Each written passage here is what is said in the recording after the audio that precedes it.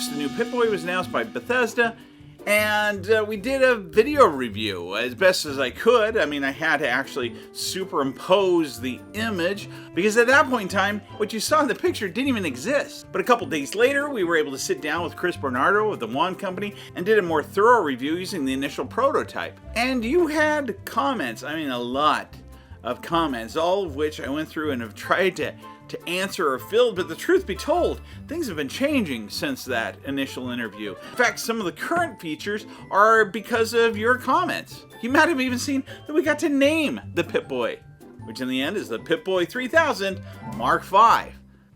And then this last week, Chris Bernardo and I went to San Francisco to test it, to be able to show off the final working version as well as the screen use prop, to tell about this whole process that they've gone through. And to see that, go to test it up here in this corner button, and I'll also have a link for it down below.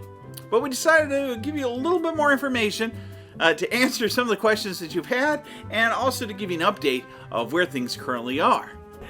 So here we go. Here's the Lucy prop.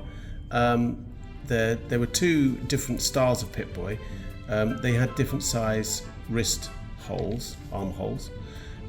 This one is the one that Lucy wore, and we won't be replicating this exact one. The front and everything is the same, but our one has a slightly larger hole that would fit more arms, and we have a foam in ours. I made a mistake, so everyone that's seen our videos, they saw the fake.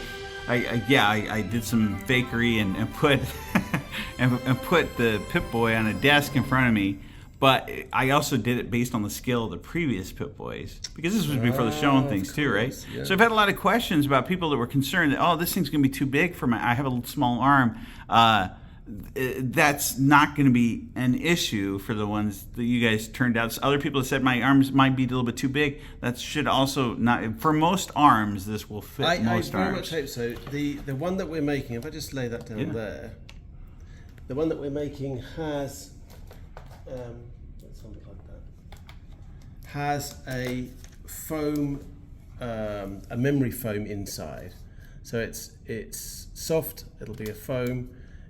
It's conical in shape, so it'll fit a large wrist like mine. This will be brown later on for those that are already making comments.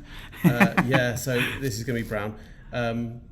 And basically, it is the design. As you can see here, it's slightly bigger than the Lucy prop, because it's a replica of the man's version, the male version.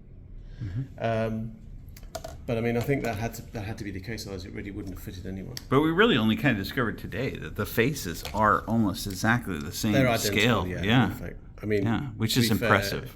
They're very accurate. It's a very accurate looking thing. Yeah. We have certain details on this are really lovely, but the beauty of this thing is, of course, is that unlike the prop, this one actually works. So if we turn it on, you can see straight away that you get the boot up sequence. You can also see, and this, bear in mind, this is just the first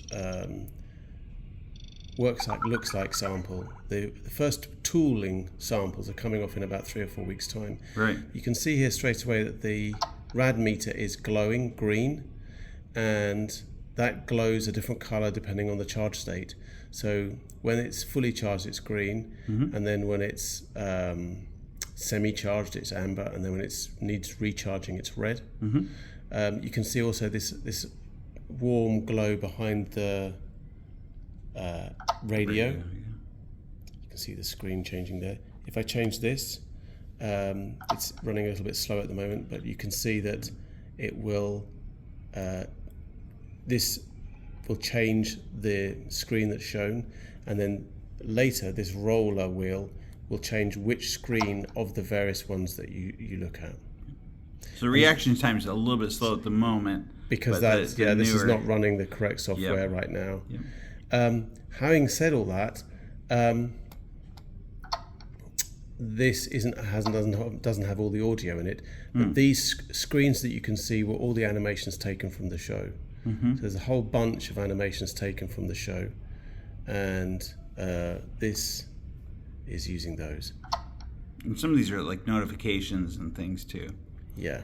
And then finally you have the radio. And that sound that we're hearing is coming from the base of the once beautiful Hollywood Hills. that side. there's a slit in the side here, which is it, and there's holes underneath this wheel, so there's no visible grill to show. Right. And this, This is DJ Carl. there will be 7 different audio files from the Wastelands, which play when you press the radio button. But if you turn the radio button, and it's not a feature on this particular sample, but this, clicking it to the side here will scan up FM, and clicking it down here will scan down FM, and it'll be able to receive FM radio stations. So one of the main questions people asked after our last interview was, it would be really cool if it had a real FM radio. It does have a real and it FM does have a radio. real FM This will be radio. the volume here. Be able to adjust the volume. We should maybe turn that off. It's pretty annoying. I think they even found it annoying in the Wastelands. And then you've got a clock function that would be accessible at all times by pressing this. Let me just see if I can press it properly. There we go. And this will have its own brightness adjustment so that you can have this on your bedside table or your nightstand at night. You can adjust the brightness right down till it's very dim, and they will have an alarm function also. Whoops, I think I meant to do that.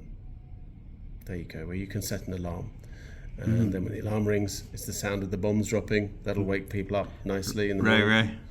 Right. So a lovely prop, lots of little functions, lots of fun bits and pieces to do.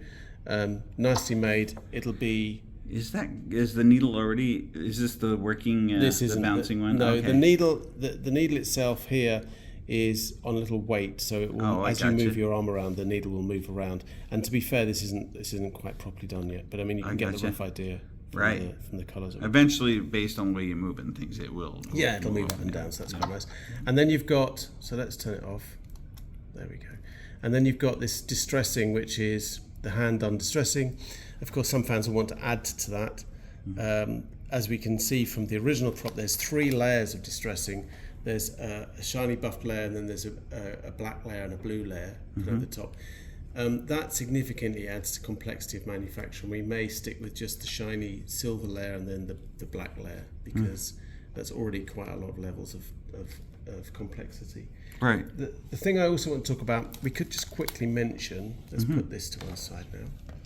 Something that the Hero prop never needs is packaging, and something that we really love to do a good job, a careful job, and an in-universe job is the packaging. And here is the proposed box for the Pip-boy.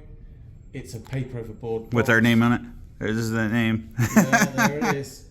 And inside it's a lift-off lid box, so as you can see here, it's all right. It comes, With that vacuum. it's a really tight fit, but it's coming off. There we go. There it is. And inside, I'll just put that to one side. Inside, these will be paper pulp, and the Pip-boy will be presented with its stand, waiting to be taken out with these grip areas. So it's really lovely. The stand is very neat. I can show the stand. Oh yeah. The cool thing about the stand's made in, it's a solid piece of aluminium, and it's got this EVA base, and the Pip-boy very nicely slots onto the stand, swivels round, and then rests rather nicely on it like that. And at the back, the USB socket gets tucked in there, and then you can put the USB. So USB-C can go in there. And then this will Charges. be able to stand. Let's take rid of that. In a very simple way, elegant. Yeah. Plug it in, and you can have that as your nightstand clock. So yeah, quite a few new things have happened, but this isn't still the final version. This was one of the first times we got to see the screen use prop, and they're working now to try and figure out how to make the Paint app just right to replicate that as best they can. So if you want to know when we have new information, be sure to hit that subscribe button and also that notification bell. If you like this video, click that like button. Stay tuned for more from your Geek Fix.